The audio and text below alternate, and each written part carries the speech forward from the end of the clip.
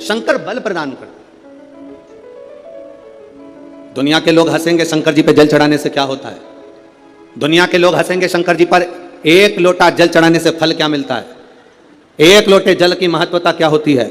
दुनिया के लोग हंसेंगे कि शंकर की आराधना का फल क्या होता है। दुनिया के लोग हंसेंगे कि भगवान शिव की भक्ति का फल क्या होता है। दुनिया के लोग हंसेंगे कि शंकर भगवान पर बेलपत्र चढ़ाने का फल क्या होता है। शंकर भगवान का गुणगान करने का फल क्या है। शिव को एक चावल का दाना शंकर को चढ़ाने का फल क्या है। एक बार मुख से पंचाक्षर मंत्र नमः शिवाय, षडाक्षर मंत्र ओम नमः शिवाय, श्री शिवाय नमस्तुभ्यम बोलने का फल क्या है। ये दुनिया के लोग हंसते हैं। पर जितने लोग हंसते हैं हम उनसे कहते हैं ये इतने जो पत्र यहाँ पर इकट्ठे होते हैं, थोड़े यहाँ रखें, आज पहले दिन यहाँ पर इतने पत्र, ये पत्र अलग, इन पत्रों को कभी मौका मिले और जिसके मन में संशय हो, जिसके मन में संशय हो कि शंकर करता क्या है, उसको एक बार इन पत्रों में कहीं ना कहीं इनका मोबाइल नंबर भी रहता है, इनका एड्रेस भी रहता है, तो उसको पढ़ा करो कि इन पत्रों से हमको ये मालूम पड़ता है कि शिव करता क्या है। देवता देते हैं पल्ला झाड़ कर और महादेव देते हैं छप्पर फाड़ कर। मेरा शंकर कभी कम नहीं देता, मेरा वो घड़दानी देता है तो छप्पर फाड़ कर देता है। चोर चोरी करने के लिए शिव जी के मंदिर में जाता है, अपना कपड़ा जलाकर उजाला कर कर चोरी का सामान ढूंढता है। शिव कृपा कर कर उसको कुबेर बना देते हैं। जो कुबेर की कुर्सी पर बैठा वो वही चोर है जो शंकर के मंदिर में चोरी करने गया था। पर शिव ने कृपा कर, वो घड़ी ने कृपा कर।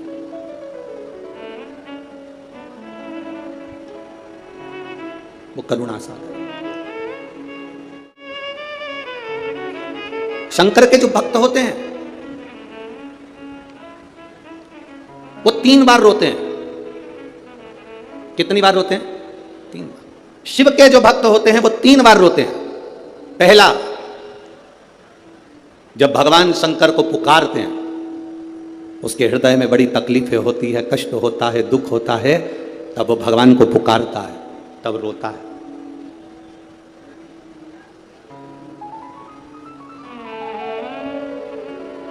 शिव के भक्त 3 बार रोते हैं। पहला, जब वो बाबा को पुकारता है दुख की घड़ी में, कष्ट की घड़ी में, तकलीफ की घड़ी में, तब वो बाबा को पुकारता है, तब रोता है। दूसरी बार, शिव का भक्त जब बाबा नहीं सुनते, बाबा नहीं आते, उसका दुख जब समाप्त नहीं होता और भगवान जब आते नहीं, उसका दुख जाता नहीं, शंकर का भक्त फिर रोता है।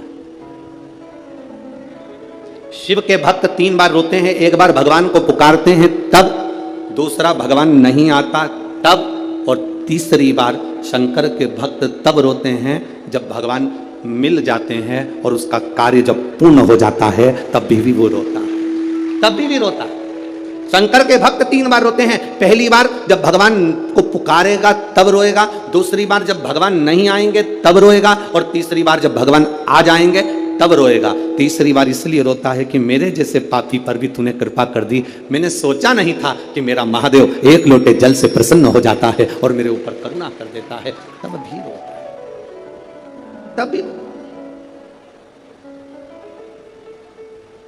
बस आपका भरोसा, आपका विश्वास दृढ़ होना चाहिए, और जितना विश्वास, जितना भरोसा आपका पक्का होगा, उतना परमात्मा को मिलने में देरी नहीं होगी।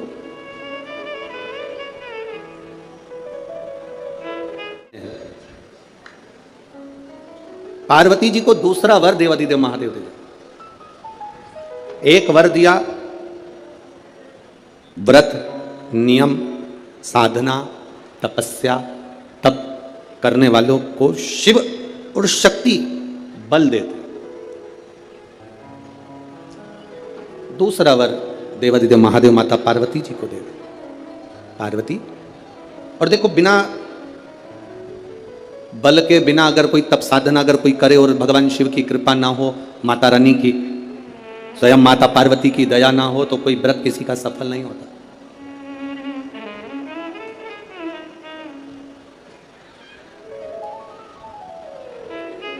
राजा प्रसेनजीत की 2 बेटी थी।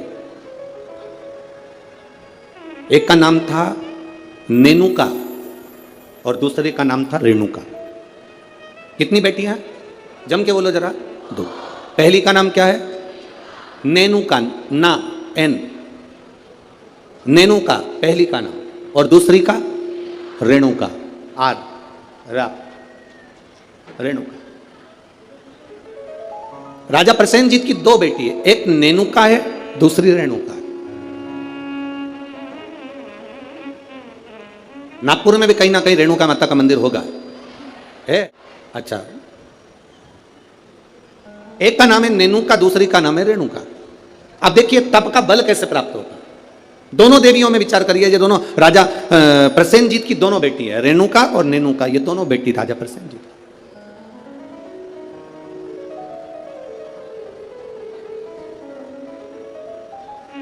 प्रथम नेनुका का जन्म हुआ,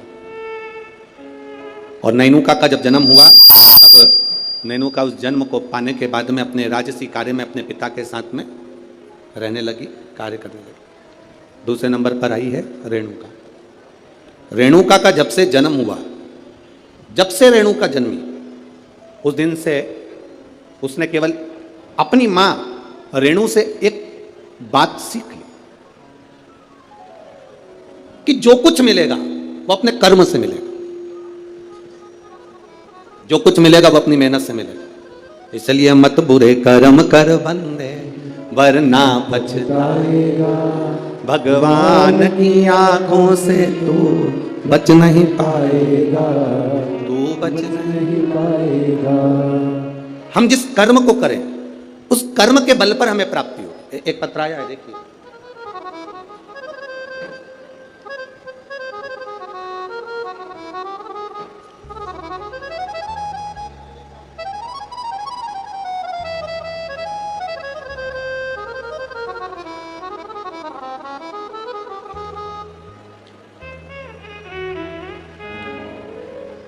मैं पूनम लाला सेलोकर, गंगाबाग पारड़ी, गंगाबाग पारड़ी है, पारड़ी नागपुर। कहीं बैठी हो तो अपने हाथ हिला सकती हैं। मैं पूनम लाला सेलोकर, गंगाबाग पारड़ी नागपुर की निवासी हूँ। कहीं बैठी हो तो अपना हाथ हिला सकती हैं, जहाँ कहीं भी बैठी हो। मेरा मोबाइल नंबर यह है। मेरी शादी को 12 साल हो गए थे गुरुदेव, संतान का सुख नहीं था। मैंने नागपुर के सारे डॉक्टरों को दिखाया, पर डॉक्टरों के हिसाब से उन्होंने कहा था कि तुम्हें संतान कभी नहीं होगी। सारे इलाज की रिपोर्टें भी मेरे पास में हैं। क्यों? उसका कारण यह था कि मेरे गर्भाशय में 12 mm की गठान हो गई थी, और 12 mm की गठान बहुत बड़ी गठान होती है गुरुदेव। डॉक्टरों ने कहा कि इसका ऑपरेशन कर भी देंगे तो तुम्हारे बच्चादानी में गर्भ नहीं ठहर सकता, तुम्हारे बच्चा नहीं हो सकता। तब मेरी दीदी ने कहा, आस्था चैनल पर कथा आती है, कभी 1 बजे कभी 2 बजे आती है, उस कथा को श्रवण करो। मैंने 2022 में कथा श्रवण करना प्रारंभ करा। आपने पशुपतिनाथ के व्रत का वर्णन किया। 12 साल तक मेरे यहाँ औलाद नहीं हुई गुरुदेव। जब 12 साल संतान नहीं हुई तब पशुपति व्रत करना प्रारंभ करा। सफेद आंकड़े की जड़ का प्रयोग किया, और सफेद आंकड़े की जड़ को मैंने कमर में बांध भगवान शिव का भजन करना प्रारंभ करा। आपने पीपल के पत्ते का जो उपाय बताया वो मैंने किया, और गुड़ियारी रायपुर की कथा मैंने टीवी पर आसन लगाकर सामने टीवी को चालू कर पूरी कथा गुड़ियारी रायपुर की सुनी, और बाबा की कृपा से उसी महीने में मेरा गर्भ ठहर गया, और 17 जुलाई 2023 को मुझे पुत्र रत्न की प्राप्ति हुई है। मैं बाबा को यहाँ प्रणाम करने आई हूँ। कहीं बैठी हैं क्या? बच्चा लाए हैं? बच्चा लाए हो ले आओ, अगर लाए हो तो लेकर आ सकते हो। गुरुदेव, डॉक्टर के हिसाब से मेरे यहाँ कभी संतान का सुख नहीं था, उनके हिसाब से मुझे औलाद नहीं हो सकती थी, पर बाबा देवादिदेव महादेव पर जो विश्वास किया, भरोसा किया, जल चढ़ाया, जल का आचमन किया, ये शिव की कृपा से मुझे संतान की प्राप्ति हुई। ये शिव तक। एक पत्र और बड़ा सुंदर आया, देखिए।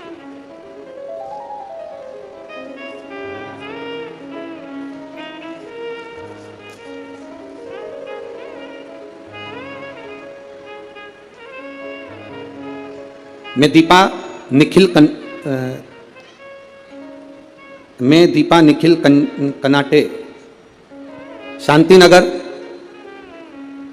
कावलापेट है, कावलेपेट। अरे तुम समझ गए ना? हाँ बस ठीक है। नागपुर मेरा प्लाट नंबर 143। बहुत जोरदार। कहीं बैठी हैं? कहीं बैठी हो तो हाथ हिला सकती हैं। कहीं पर बैठी हो तो हाथ हिला सकती हैं। मैं दीपा निखिल, कनाटे, शांति नगर, समझ जाओ, ठीक है। हाँ, कावलापेट, नागपुर, मेरा प्लाट नंबर 143। गुरुदेव, मैं बाबा का क्या गुणगान करूं, मेरी शादी को कई साल निकल गए, संतान का सुख नहीं था गुरुदेव। 6 साल तो मैं जहां कोई कहता था वहां चली जाती, गोदी भरवा कर लियाती, कोई नारियल डाल डाल कर गोदी में इतने सारे नारियल इकट्ठे हो गए कि एक बार विसर्जन करना पड़ा गुरुदेव, फिर भी संतान का सुख नहीं हुआ। ऐसा कोई दरवाजा नहीं था जिस दरवाजे पर मैं नहीं गई, पर मुझे संतान का सुख नहीं हुआ गुरुदेव। टेस्ट पे भी करवाया, वो भी सफल नहीं हुआ, संतान का सुख नहीं हुआ। किसी ने कहा एक काम करो, पशुपतिनाथ का व्रत करो, शिव जी को जल चढ़ाकर एक बेलपत्र खाओ और जल का आचमन करो। गुरुदेव, बाबा का मैं क्या वर्णन करूं, पशुपतिनाथ का व्रत किया और बाबा की कृपा से तब भी मेरा गर्भ नहीं ठहरा। मेरे 5 व्रत पूरे हो गए, जब गर्भ नहीं ठहरा तो मैंने बाबा से प्रार्थना करी, बाबा तू सबकी सुनता है। वो सियोर वाला महाराज व्यासपीठ पर बोलकर कहता है तू 3 महीने में सुनता है, फिर मेरी क्यों नहीं सुना। बाबा, मैं मंदिर से आ रही थी तो किसी एक महिला ने कहा कि तू एक काम करा कर, मंदिर में पोछा झाड़ू कर लिया कर। मैं मंदिर में सफाई करने लगी, झाड़ू लगाने लगी, पोछा लगाने लगी, मंदिर की बाल्टी में पानी भरकर रख देती, पूरे मंदिर को साफ करती। बाबा की कृपा का मैं क्या गुणगान करूं, केवल 1.5 महीना बीता और मेरा गर्भ ठहर गया। अब गर्भ ठहर गया गुरुदेव, डॉक्टर को जांच कराई तो उसने कहा कि तुम्हारा गर्भ में बच्चा है। अब डॉक्टर ने जांच कर कर कहा कि गर्भ में बच्चा है। बच्चा मेरे गर्भ में रहा 1 महीना, 2 महीना, 3 महीना, 4 महीना बीतता चले गया। 4थे महीने में मुझे कष्ट बहुत हुआ।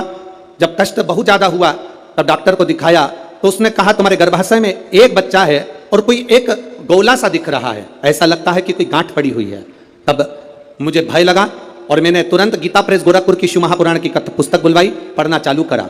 मेरा 5वां महीना निकला, डॉक्टर कहते रहे तुम्हारे गर्भ में एक बच्चा है और एक गांठ पड़ी हुई है। 6ठा महीना पूर्ण हुआ, 7वां महीना पूरा हुआ, धीरे धीरे करते 9वां महीना हुआ, कथा पढ़ती रही, भोलेनाथ का भरोसा करती रही। अब मेरा डिलीवरी का टाइम आया, डॉक्टर ने कह दिया तुम्हारे शरीर में प्लेटलेट कम है तो तुम्हारा साधारण सा नॉर्मल डिलीवरी नहीं हो सकती, अब ऑपरेशन से बच्चा हो। जानकर मैं बड़ी दुखी हो गई, अब करे तो करे क्या। डॉक्टर के अनुसार तुम्हारे गर्भ में एक बच्चा है और एक गांठ है तो बड़ी सावधानी से बच्चे को जन्म देना पड़ेगा। तब क्या कहूं गुरुदेव, बाबा तो बाबा है। आप कहते हो भगवान देता है पल्ला झाड़कर, महादेव देता है चप्पर फाड़कर। बाबा ने मुझे 2 संतान प्रदान कर दी। जो डॉक्टर कहता था केवल एक गठान है, वो 2 संतान दिए। मैं दोनों बच्चों को लेकर यहां आई हूं गुरुदेव, आपका आशीर्वाद मिले। कहीं बैठी हैं, दोनों बच्चों को लेकर जो आई हैं, कहीं बैठी हो तो हाथ हिला सकती है जहां कहीं बैठी हो, और अगर बैठी हो तो अपने दोनों बच्चों को लेकर व्यासपीठ के पास में आ सकती हैं। मैं दीपा निखिल, कनाटे, शांति नगर, ठीक है, कावलापेट, नागपुर, मेरा प्लाट नंबर 143। श्री शिवाय नमस्ते। ये शिव तत्व ओ घड़ी है शंभु, फिर कालदर्शी है। अरे महाराज, अरे लुटा दिया भंडार,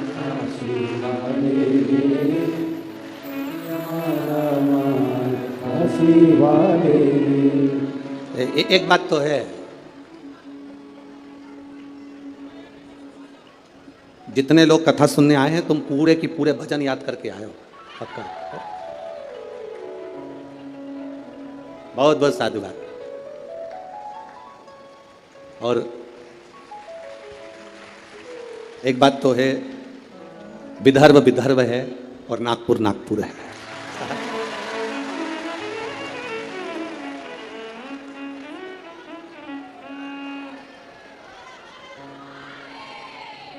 तुम सब नागपुर के संतरे से कम, पक्का। संतों की धरा है नागपुर, शिव तत्व की प्राप्ति। महाराज ओ घड़ी है। 2 बेटियां हैं राजा की, प्रसेनजीत की 2 बेटियां, एक नेनुका है तो दूसरी रेणुका। नेनुका अपने राज परिवार में, अपने राजघराने में सुख से आनंद से रह रही है, आनंद से रह रही है। और रेणुका जिसके अंदर भाव शुद्ध है, जिसके अंदर भाव की शुद्ध है, जिसके अंदर आनंद की शुद्ध है, वो रेणुका है। दोनों में भाव की शुद्धता। नेनुका राजघराने का आनंद ले रही है, नेनुका राजघराने का सुख पा रही है, और रेणुका राजघराने में रहने के बाद भी अपनी मां रेणु के पद चिन्हों पर चलकर भगवान देवाधिदेव महादेव की अविरल भक्ति में लीन है। अविरल भक्ति।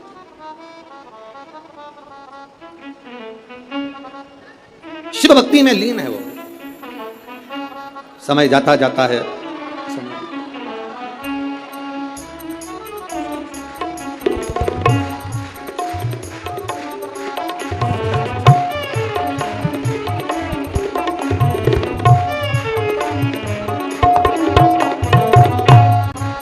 अब रोइए नहीं, खुश होइए। बाबा ने झोली भर दी ना तो रोना नहीं है, अब तो खुश होना। आप भी मत रो।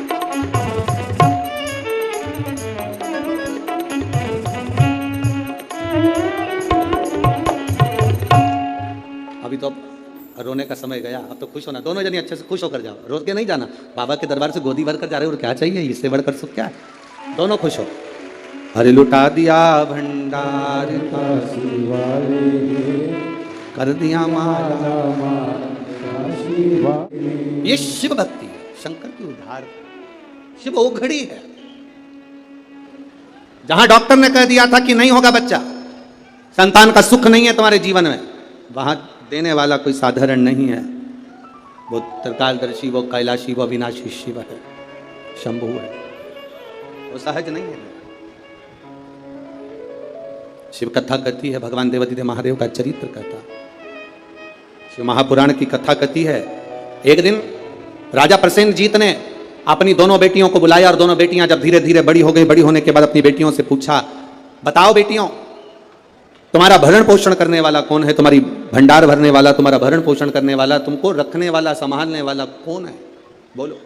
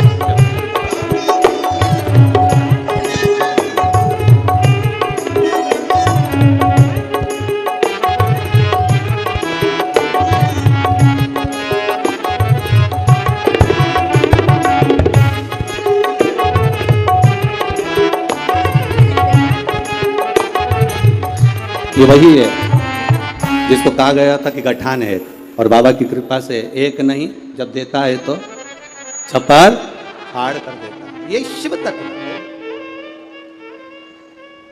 शिव भक्ति है।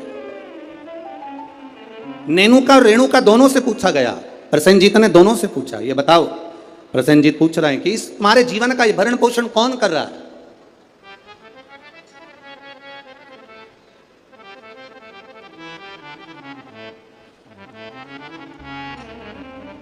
नेनुका ने कहा, पिताजी मेरे जीवन का भरण पोषण आप कर रहे हो, मेरे जीवन को चलाने वाले आप हो, भरण पोषण करने वाले आप हो। अब राजा प्रसेनजीत ने अपनी बेटी रेणुका से पूछा, रेणुका तू बता कि ये भरण पोषण तेरा कौन कर रहा है। रेणुका कहती है, पिताजी ये तो सब जो कर रहे हैं वो भोलेनाथ कर रहे हैं, जो लिखा ललाट पर वो मिल रहा है, जो लिखा, जो ललाट पर लिख दिया वो मुझे मिल रहा। दुख लिखा, सुख लिखा, अच्छा लिखा, बुरा लिखा, जो उसने लिखा वो मुझे मिल रहा। जो लिखा ललाट पर वो मुझे मिला।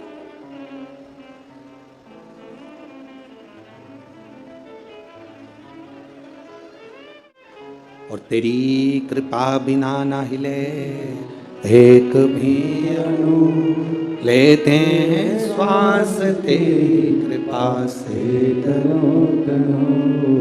जो ललाट पर लिख दिया वो कोई टाल ना सका।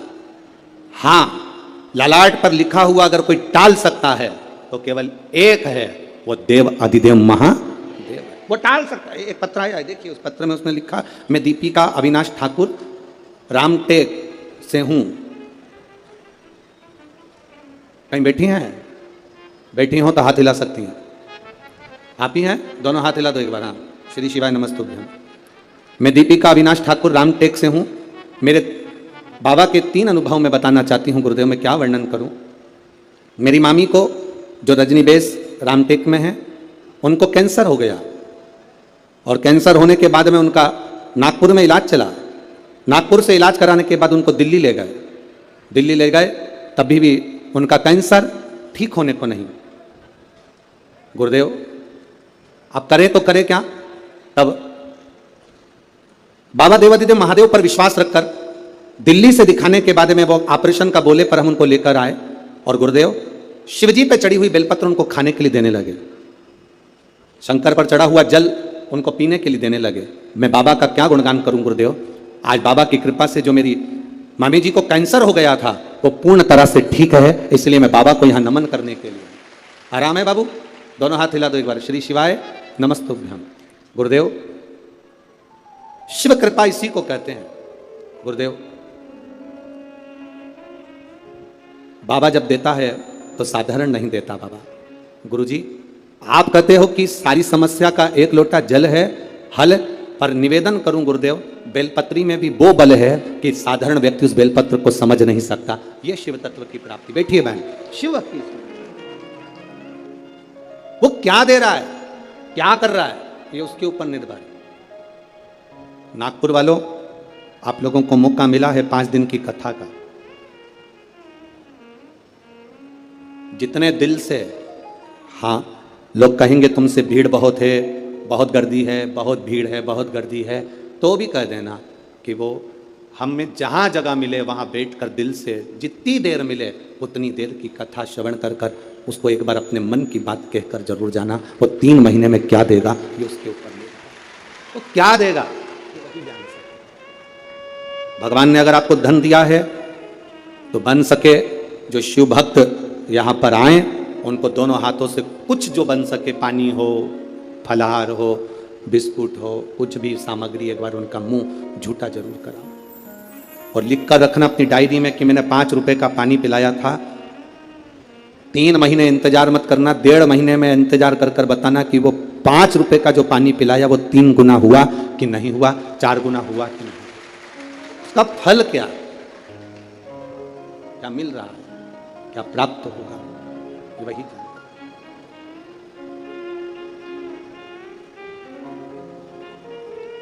क्या प्रदान करता है उसके ऊपर निर्भर है। नेनुका ने कह दिया मेरे पिताजी पालन कर रहे हैं, मेरे पिताजी संभाल रहे हैं, और रेणुका कहती है मेरे पिता नहीं, ये तो भोलेनाथ ने जो जीवन दिया है वो चल रहा है।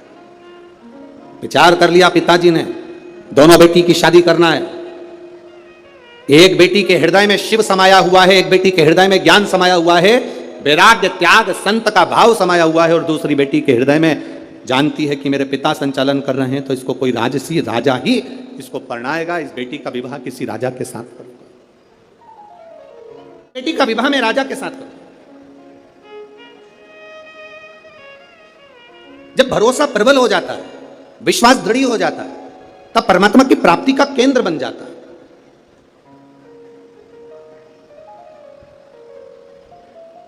अभी हम आ रहे थे, जब आते आते देखा कि लोग टेंट के बाहर, पंडालों के बाहर लोग धूप में बैठे हुए हैं। बहुत गर्मी है, धूप अपार, पर आप प्रयास करना।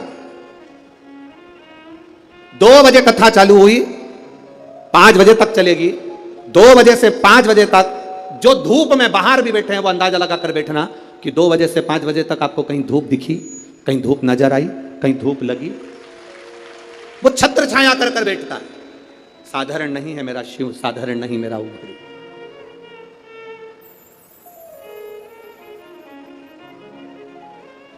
कोई कह रहे थे कि गुरुजी आदरणीय आमदार जी मोहन मते जी कथा करा रहे हैं। हम कह रहे हैं मोहन मते जी नहीं, ये तो नागपुर वालों का जो भाग्य प्रबल हुआ, और मोहन मते जी की जो धर्म पत्नी है श्रीमती सौभाग्यवती सविता मोहन जी मते, उनको धन्यवाद देंगे कि उनके पुण्य, कहीं उन्होंने शंकर की आराधना, मोहन मते जी तो शिव की आराधना बचपन से कर आ रहे हैं, बाल्यावस्था से, और ऐसा नहीं कि कोई शिवालय रह जाता हो। शिवरात्रि पर भी भगवान शंकर के मंदिर में जाना, श्रावण के महीने में शंकर की आराधना करना, शिव भक्ति को अपने हृदय में बिठाना, तो कहीं ना कहीं शंकर की जो करुणा हमारे पुण्य की। एक बच्चा एक गुल्लक भरता है तो फोड़कर गिफ्ट लाता है, फोड़कर जब गिफ्ट लाता है तो वह अपने प्रयोग में लेता है। जब हमारे पुण्य की गुल्लक भराती है तब जाकर अपने परिवार में, अपने क्षेत्र में एक बार शिव महापुराण की कथा हो पाती, तब जाकर कथा हो। श्री मोहन मते जी को मैं कहूंगा, आपके इस कथा से पूरे नागपुर क्षेत्र के ना जाने कितने कितने पुण्य प्रबल हुए होंगे, और ये नागपुर वासियों ने ना जाने कितना एक लोटा जल चढ़ाया होगा, तब जाकर ये 5 दिन की शिव महापुराण की कथा यहाँ पहुंची। ये कोई सहज है पुराण? बोल बम का नारा है, बहुत अपने पुण्य की प्रबलता हुई, तब जाकर ये शिव महापुराण की कथा हमारे जीवन में एक बार श्रवण करने का सौभाग्य अपने क्षेत्र में, अपने नगर में, अपने गांव में मिल रहा, तब मिल रहा।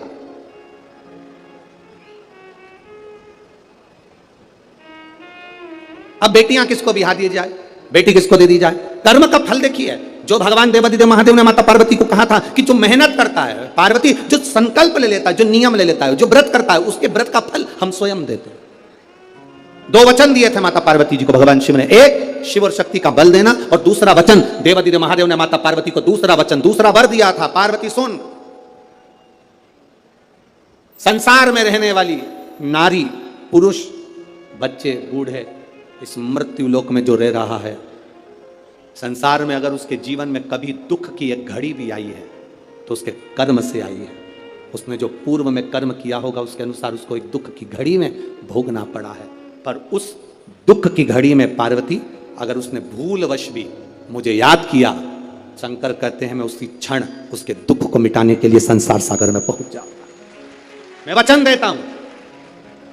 ये माता पार्वती जी को शिव जी ने 2 वचन दिए। पार्वती, एक शिव और शक्ति का बल व्रत उपास साधना तप करने वाले को मिलता है। नवरात्र का व्रत करने वाले कई लोग नंगे पैर चलते हैं, कई लोग एक समय दूध लेते हैं, कोई कहता है कि मैं लौंग पर व्रत करता हूं, कोई अपने शरीर पर जवारे वो लेता है, कोई कुछ नियम धारण करता है, कोई कुछ नियम धारण करता है। सारे नियम व्रत साधना तप जितने लोग करते हैं, घबराने की जरूरत नहीं। ये बल तुम्हें जो देता है वो शिव देते हैं, वो भगवान शंकर शक्ति के साथ देते हैं। और ध्यान देना, दुख की घड़ी में अगर तुम्हारे कर्म के अनुसार तुम्हें दुख भोगना पड़ रहा है तो उस दुख में भी घबराना नहीं। अगर दुख परमात्मा ने दिया है तो वो उस दुख को समाप्ति का बल भी आपको प्रदान करता है। वो शिव तत्व है, वो घड़ी है, वो शंकर है, वो घड़ी शिव है।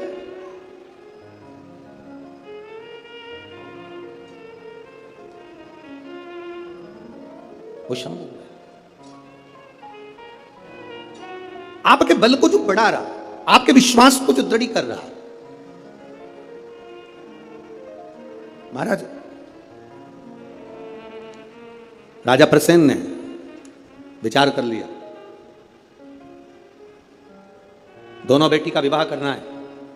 नेनुका का विवाह करूंगा किसी राजा के साथ और रेणुका का विवाह करूंगा किसी ऋषि के साथ।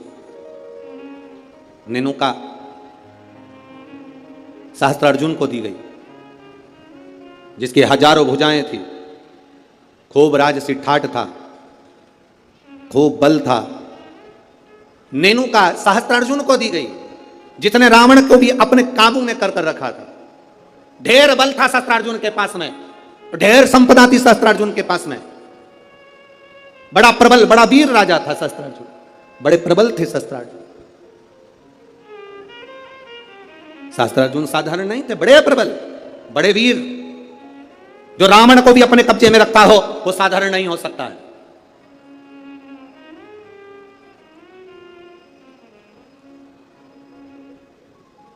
राजा सहस्त्रार्जुन को अपनी बेटी नेनुका का विवाह कर दिया। अब आई बारी रेणुका की, तो फिर विचार करा गया कि इस रेणुका का विवाह मैं करूं तो करूं किससे, किसको दूं?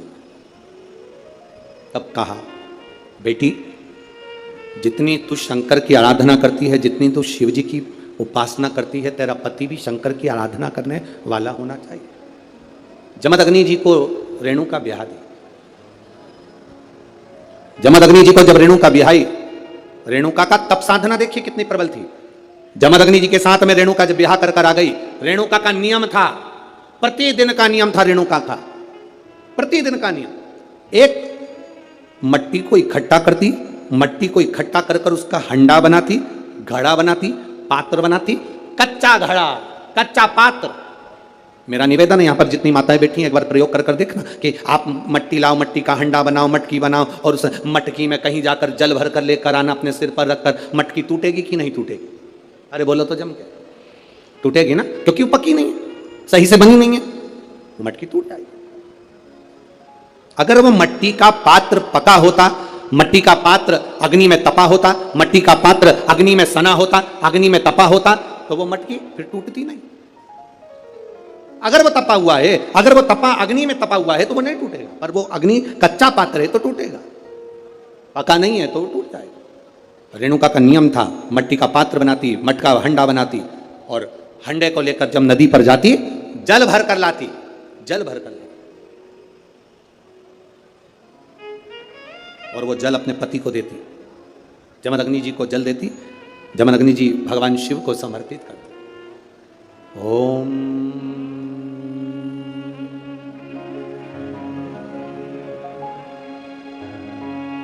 नमः शिवाय।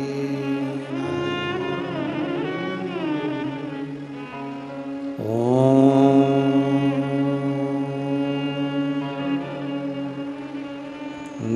नमः शिवाय। ओम नमः शिवाय। घड़ा लाई, जमदग्नि जी को दिया, जमदग्नि जी ने शिव जी को समर्पित किया। कच्चे घड़े में जल भरना, लाना, शंकर जी के लिए अपने पति को देना, समर्पित करना।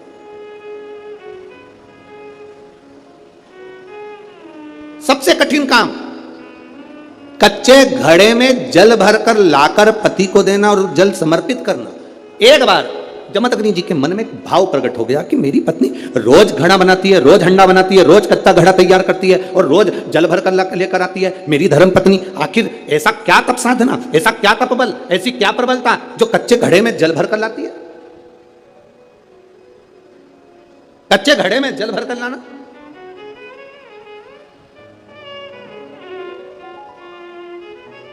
मेरी जीजियों, एक बात अपने जीवन में उतार कर रखना, कभी जिंदगी में अगर कभी ऐसा योग लगे, कभी तुम्हारे जीवन में कभी ऐसा लगे, अब तो थोड़ी शरद चालू हो गई, ठंडक चालू हो गई, तो मट्टी के पात्र का जल से शिव का अभिषेक कभी तो नहीं हो सकता, पर बैसाख महीने में, ज्येष्ठा महीने में कभी मौका लगे अपने जीवन में और तुम्हें लगे कि मेरे जीवन में दुख नहीं हो रहा, मेरे दुख जा ही नहीं रहा, तो 5 बेलपत्र,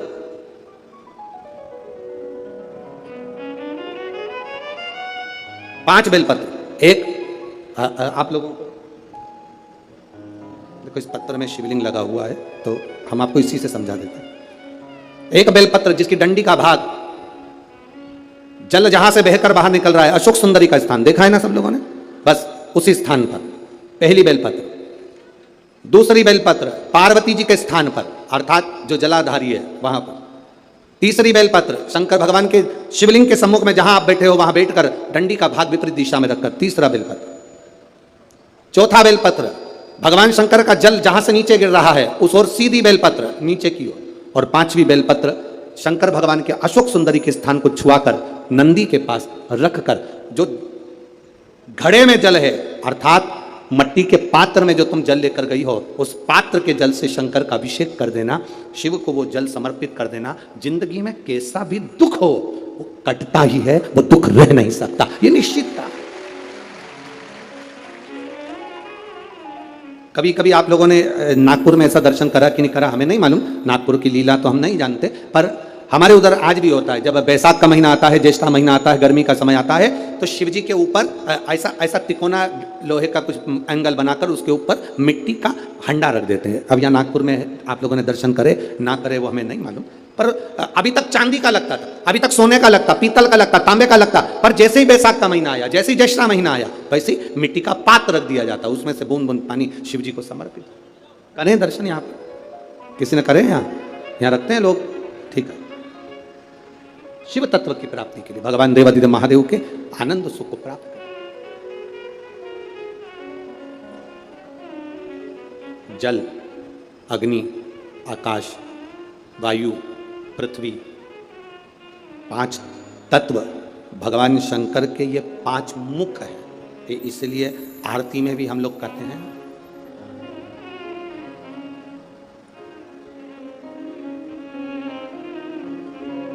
पंचानंद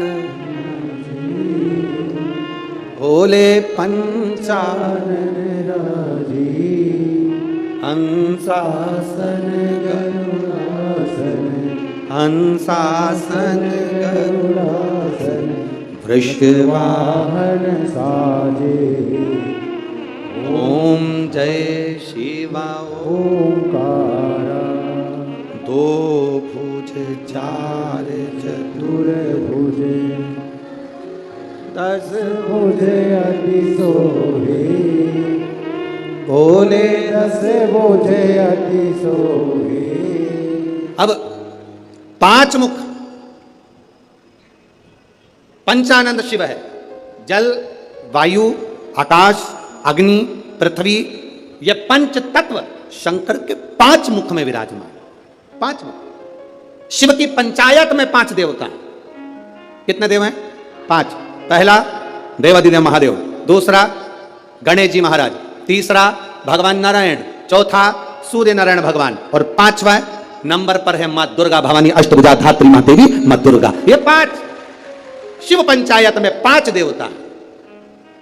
फिर से बोलिए, पंचायत में 5 देव कौन से होते हैं? पहला शिव जी, दूसरा गणेश जी, तीसरा भगवान विष्णु, चौथा भगवान सूर्य नारायण, और 5वें मां दुर्गा भवानी। ये 5 शंकर की पंचायत के देवता हैं। शिव पंचायत में ये 5 रहते हैं।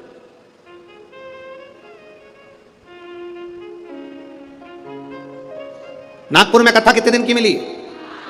5 दिन की। सावन में जब 5 सोमवार पड़े तो समझ लेना शंकर भगवान की बड़ी कृपा होने वाली है। 5 सोमवार मिल गए सावन के महीने में, मतलब शिव जो श्रावण के महीने में 1 लोटा जल चढ़ाने वाले हैं उनकी मनोकामना पूर्ण होती ही है। पंचानंद स्वरूप में 5 दिन में 5 स्वरूप में पंचायत में पंचानंद पंच भौतिकता का आनंद रखने वाले शिव तत्व की प्राप्ति का सुख है शिव महापुराण।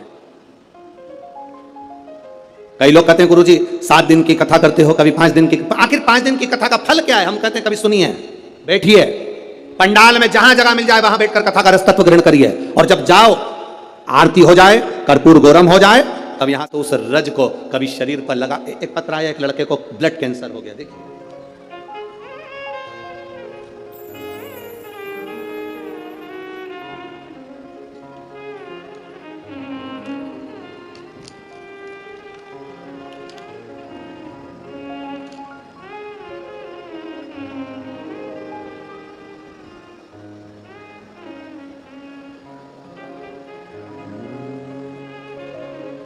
शंभो शरणे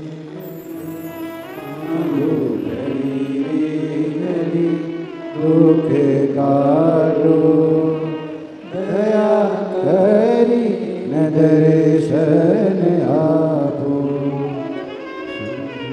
शरण पड़ी मांगो घड़ी रे घड़ी दुख काटो। अब वो कैंसर वाला तो पत्र ढूंढना पड़ेगा, ये पत्र भी अच्छा है। मेरा नाम भसीजा शुभम विलास पोटुआर, 27 साल की उम्र है, मुकाम पोस्ट तहसील बड़सा, जिला गढ़चिरौली, महाराष्ट्र राज्य। कहीं बैठे हो तो हाथ हिला सकती हैं, कहीं बैठे हो तो हाथ हिला सकती हैं, जहां कहीं बैठी हैं। गुरुदेव, मेरा लीवर और किडनी दोनों ही डैमेज हो गए थे। दोनों ने काम करना बंद कर दिया, पेट में पानी भरा गया। डॉक्टर को दिखाया तो डॉक्टर ने कहा इसका पानी नहीं निकाल सकते क्योंकि इनके शरीर में खून की भी कमी है और लीवर किडनी दोनों काम करना बंद कर दिया। गुरुदेव, खून चढ़ाते पानी बन जाता, आप करें तो करें क्या? डॉक्टर ने कहा इसका एक तरीका हो सकता है कि टॉयलेट द्वारा या लेट द्वारा इनका पूरा की पूरा पानी निकालना होगा। वो निकाला पर वापस पानी जम गया। लीवर किडनी काम नहीं कर रहे थे, डॉक्टरों ने हाथ ऊंचे कर दिया। डॉक्टरों का कहना था इसका कोई इलाज नहीं है, आप किसी भी हॉस्पिटल में ले जाओ, बड़े से बड़े हॉस्पिटल में ले जाओ तो इनका किडनी लीवर का या तो बदला जाए तब कुछ काम करे, परंतु इनका कोई फल नहीं है। हम उनको घर ले आए गुरुदेव, किडनी लीवर काम नहीं कर रही। डॉक्टर ने कहा आप ले जाओ, पर मन नहीं माना। हमने दूसरे हॉस्पिटल में उनको भर्ती करा, वहां पर भी इलाज चालू हुआ पर आराम नहीं लगा क्योंकि किडनी लीवर दोनों बेकार हो चुके थे। तब किसी ने कहा कि शिवजी को जल चढ़ाओ, वो जल लाकर इनको पिलाओ और एक बेलपत्र इनके नजदीक में रखो। हमने वही करना प्रारंभ करा। देव आदिदेव महादेव को जल चढ़ाते, वो जल इनको आचमन कराते। बाबा का कृपा का मैं क्या वर्णन करूं गुरुदेव। 2 अक्टूबर 2023 को बाबा की कृपा से उनकी तबीयत में सुधार आना प्रारंभ हुआ और 8 अक्टूबर को बाबा की कृपा से वो ठीक हो गए। बाबा की कृपा से उनका लीवर और किडनी दोनों काम करना प्रारंभ कर दिए। ये शिव तत्व है, ये शंकर योग घड़ी। कहीं बैठे हो तो हाथ हिला सकते हैं, है क्या? हाँ जी, हाथ हिला दो एक बार। ठीक है, हाथ हिला दीजिए। श्री शिवाय नमस्तुभ्यम। वापिस हाथ हिलाओ एक बार। हाँ, वापिस हिलाइए। श्री शिवाय नमस्तुभ्यम। बैठिए। हर हर। शिव तत्व की प्राप्ति इसी को। आप जो शिव पर जल चढ़ा रहे हैं, आचमन कर रहे हैं, शंकर का गुणगान कर रहे हैं, उसका फल खाली नहीं जाता। मिट्टी के पात्र का जल हम देवादिदेव महादेव को जब समर्पित करते हैं तो उसका फल खाली नहीं जाता, खाली नहीं जाता।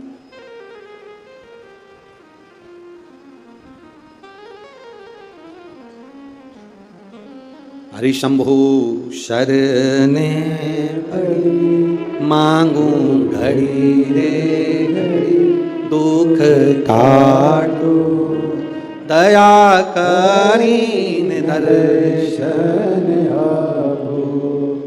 महाराज, शिव महापुराण की कथा कहती है, रेणुका देवी कच्चे घड़े में जल भर कर लेकर आती, अपने पति को देती और जमदग्नि जी उस जल को लेकर शिव जी को समर्पित करते। पर उनके चित्त में यह बात बैठ गई, आखिर इसकी दृढ़ता, इसकी भक्ति कितनी प्रबल होगी कि कच्चे घड़े में पानी नदी से यहां तक आ गया और कच्चा घड़ा टूटता नहीं। जब तक शिव जी को जल नहीं चढ़ाते तब तक वो घड़ा समाप्त नहीं होता। आखिर इसकी भक्ति किसकी है? इस रेणुका ने भक्ति किसकी करी? किसकी भक्ति करी? ये रेणुका किसको भजती है? क्या देखा जमदग्नि जी ने कि आज रेणुका ने मट्टी का जो घड़ा बना रही है, जमदग्नि जी क्या देख रहे हैं कि मट्टी के घड़े को बनाकर पास में पार्थिव शिवलिंग का निर्माण कर रही है। एक शिवलिंग का निर्माण कर रही है, पार्थिव शिवलिंग।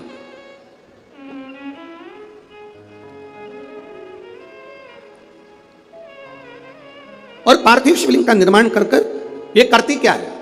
मट्टी का जो घड़ा बनाया, उस घड़े को पार्थिव शिवलिंग का पूजन कर कर उस घड़े को शंकर से स्पर्श करा देती है। शिवलिंग से स्पर्श करा रही, केवल छुआ रही।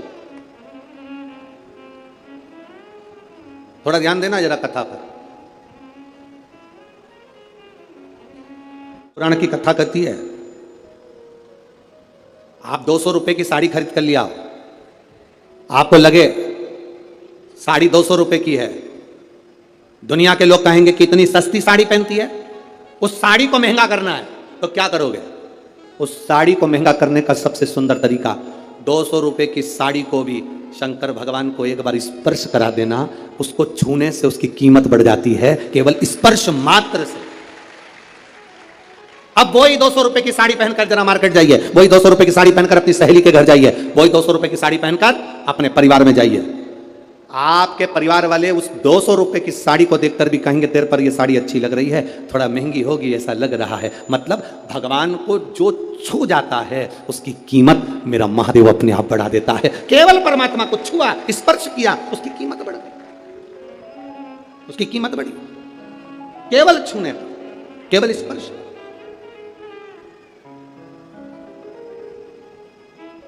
अरे भाई, शिव महापुराण की कथा कहती है, जैसे किसी के यहां कोई मर जाता है तो पूरे परिवार में सूतक लग जाती है।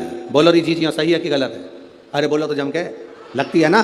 परिवार में कोई मर गया, पूरे परिवार को सूतक लग जाती है।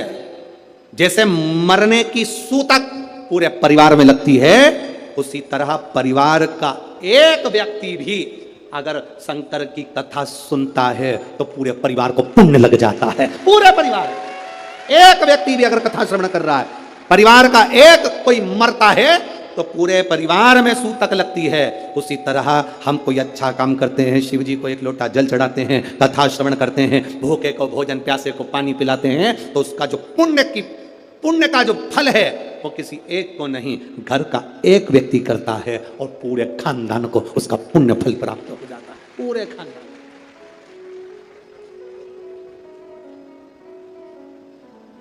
पूरे खानदान को उसका फल मिले। महाराज, शिव कथा कर रही है,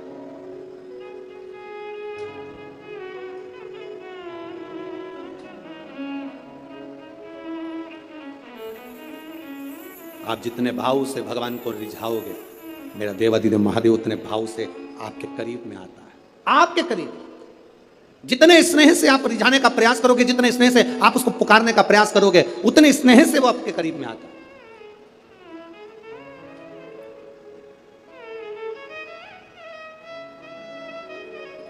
कभी कथा के पंडाल में अगर बैठकर कथा सुन रहे हो, या टीवी के सामने सुन रहे हो, मोबाइल पर कथा सुन रहे हो, इस नागपुर की धरा से पवित्र शिव महापुराण की कथा, 5 दिवसीय शिव और पार्वती शिव महापुराण की कथा सुन रहे हो, उसके नियम को धारण कर करके मैं कथा पंडाल में बैठकर कथा सुनूं, कथा पूरी होने के बाद भूमि को प्रणाम कर कर, नमन कर कर, अपने हृदय से उसको नमन कर कर जाऊं, अपने हृदय की बात उससे कह कर जाऊं, तो कंकर शंकर सुनता जरूर है और कुबेरेश्वर महादेव झोली भरता जरूर है। आप दिल से कहें उसको,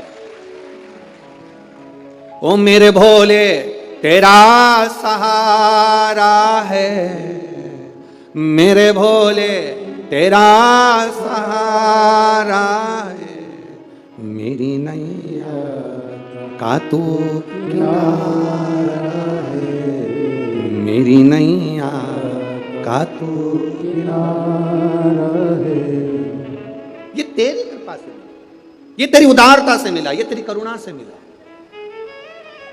कहो जमदग्नि जी ने देखा ये करती क्या, कच्चे घड़े में पानी कैसे ठहर सकता है, कच्चे घड़े में पानी कैसे ठहर सकता है।